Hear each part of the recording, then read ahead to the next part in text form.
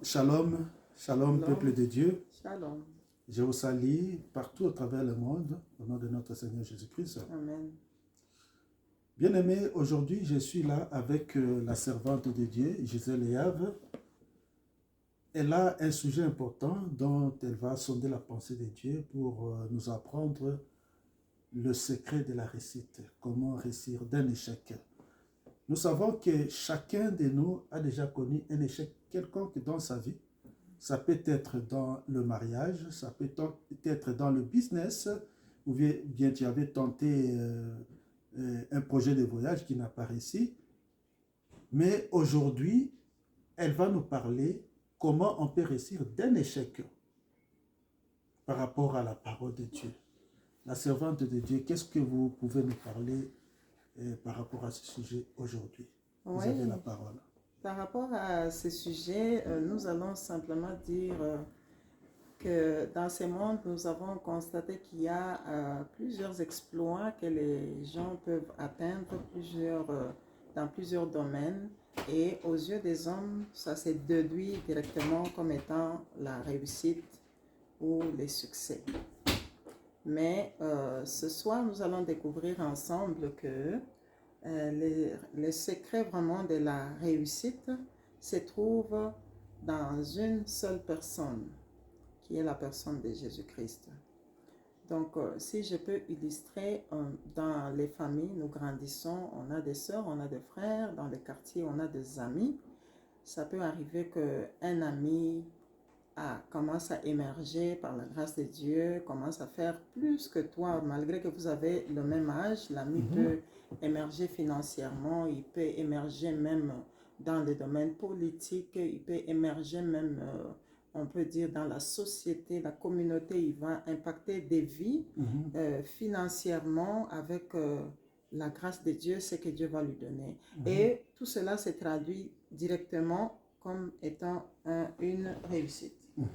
Mais aujourd'hui, nous avons une personne seulement que nous allons vous présenter qui fait en sorte que notre réussite soit vraiment réussite.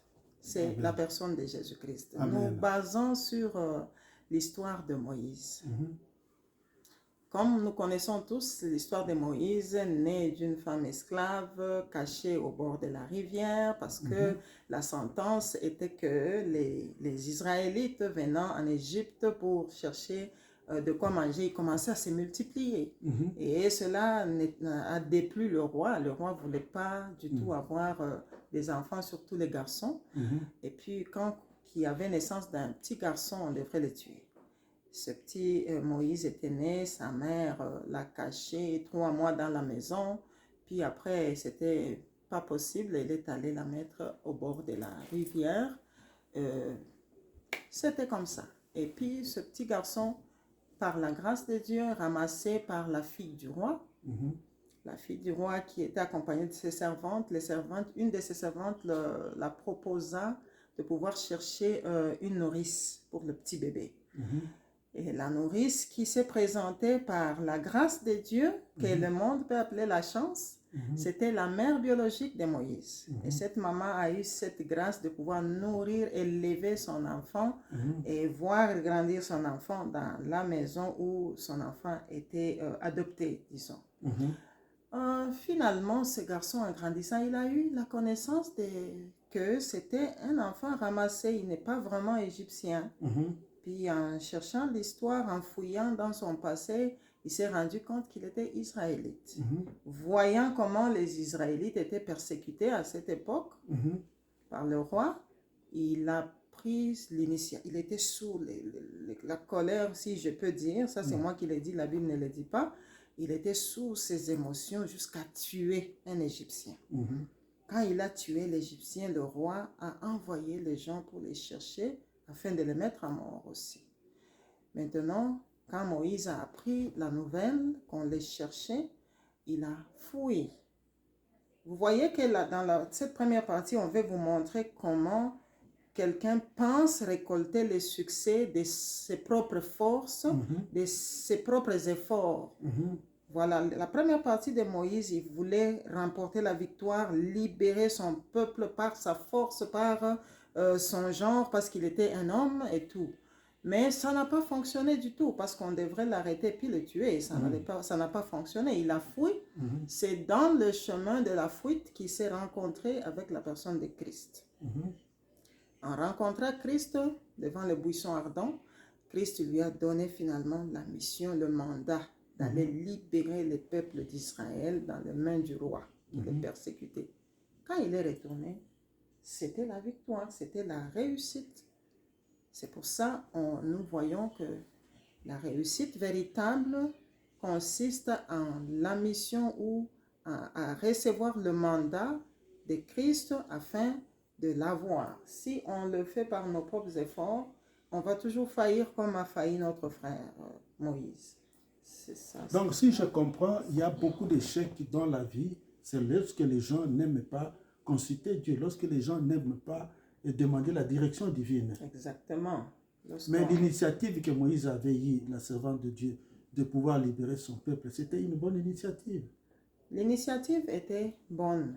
Il voulait libérer, mais quelles sont les voies qu'il a empruntées?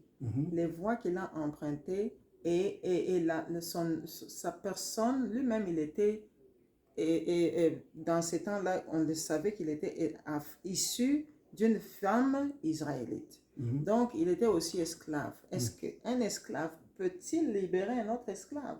Il faut qu'il y ait une personne qui change ton identité pour que tu sois en mesure de faire ce que tu dois faire. Donc, si je comprends, lorsque Moïse avait rencontré Dieu dans le buisson ardent, il avait automatiquement changé l'identité de Moïse. Dieu lui a changé l'identité, Dieu lui a donné l'équipement. Dieu qui donne une vision, donne aussi une provision. Donc, en son retour en Égypte, les gens voyaient Moïse, mais or, ce n'était plus le Moïse qu'ils connaissaient parce qu'en lui, il y avait l'onction de Dieu. Amen, c'est ça.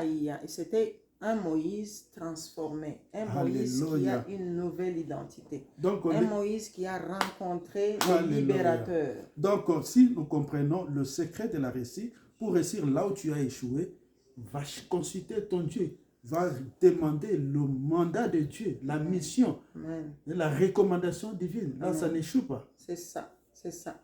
Merci. Exactement. Nous n'allons pas prendre beaucoup de temps. Pour conclure, si je comprends ce que la servante de Dieu vient de dire, elle veut nous enseigner que tout commence dans le spirituel. C'est la spiritualité qui engendre le physique. Il est important de chercher son élévation, sa réussite, sa croissance, d'abord dans le spirituel. Lorsqu'on est béni spirituellement, ça tape automatiquement le physique. Amen. Il est important à toute personne, avant de pouvoir s'engager dans quelque chose, aller consulter ton Dieu, que ton Dieu te recommande. Lorsqu'on a la recommandation de Dieu, c'est ça le secret de la réussite. Et les gens vont se demander, tu as touché quoi? Amen. Parce que là, tu seras une autre personne dans le Seigneur. Amen. Merci. Que Dieu vous bénisse si vous avez la dernière parole. Oh oui, nous souhaitons seulement que chaque personne qui cherche sa réussite le cherche en Christ, parce que c'est lui seul qui est capable de te le donner. Merci, que Dieu vous bénisse, que cette parole demeure dans vos cœurs, que cette parole puisse se produire des fruits dans la vie de tout et chacun au nom de notre Seigneur Jésus-Christ. Amen.